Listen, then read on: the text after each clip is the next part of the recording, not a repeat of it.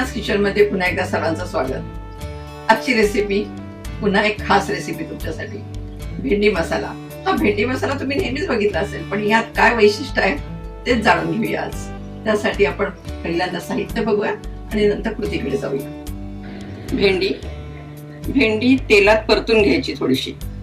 कांदा मात्र भरपूर लागतो आणि असा उभा कापायचा कांदा, पातळ असा कापायचा। हे बघा, असा मी दाखवते तुम्हाला, खूप पातळ कांदा कापलेला आहे मी, असा कापायचा। आणि 4-5 मोठे कांदे कापायचे, कारण ती ग्रेव्ही जी होती, मसाला होतो ती ह्या कांद्याची होती। टोमॅटो, आलं लसूण पेस्ट 2 चमचे भरून घ्यायचं। फोडणीसाठी मोहरी, जिरं, आपला कोल्हापुरी मसाला म्हणजेच कांदा लसूण चटणी, कलर येण्यासाठी काश्मीरी मिरची पावडर आहे, चवीसाठी मीठ आणि फोडणीसाठी कढीपत्ता। 4 चमचे तेल मी गरम करून घेतलेलं आहे। आणि आता आपण मोहरी तडतडली की जिरं, आणि कधी मोहरी जिरं टाकले की गॅस थोडा कमी करायचा, म्हणजे करपत नाही ते।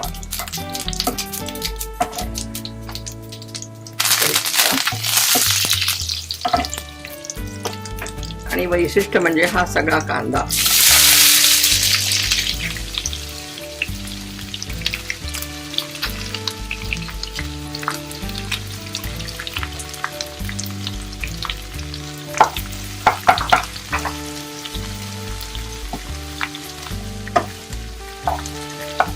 कांदा भाजून झालेला आहे आणि तो असा भाजायचा, खूप लाल करायचा, असा खरपूस, त्याच्यामुळेच भेंडीला चव येते। आणि तो पातळ कापला ना की असा भाजला जातो छानपैकी। आलं लसूण पेस्ट छान भाजून घ्यायची।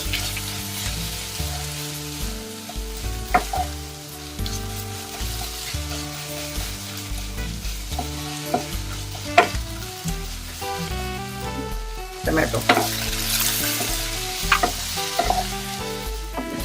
असा टोमॅटो पण चांगला भाजून घ्यायचा, त्याच्यात एकजीव करायचा, म्हणजे असा हा कोल्हापुरी मसाला।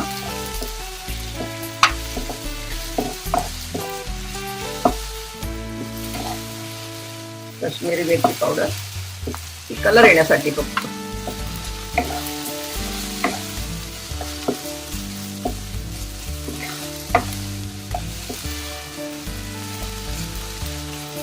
ही कांदा लसूण चटणी जरा जास्त टाकते, कारण गोडसर होतो ना कांदा जास्त असल्यामुळे। आणि आता भेंडी,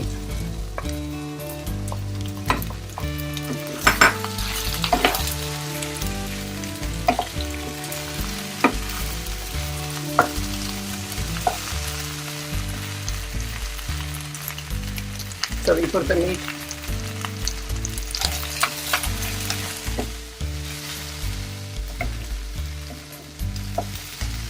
गॅस कमी करायचा आणि थोडा वेळ झाकून ठेवायचं, एक वाफ येईपर्यंत, एक 5 मिनिटं।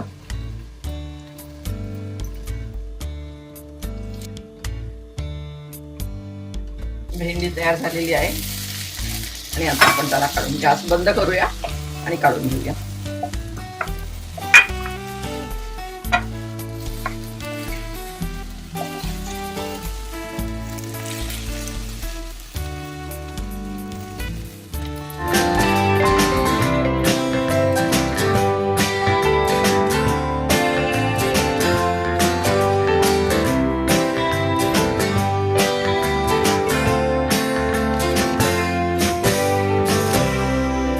भेंडी मसाला तयार झाला आहे।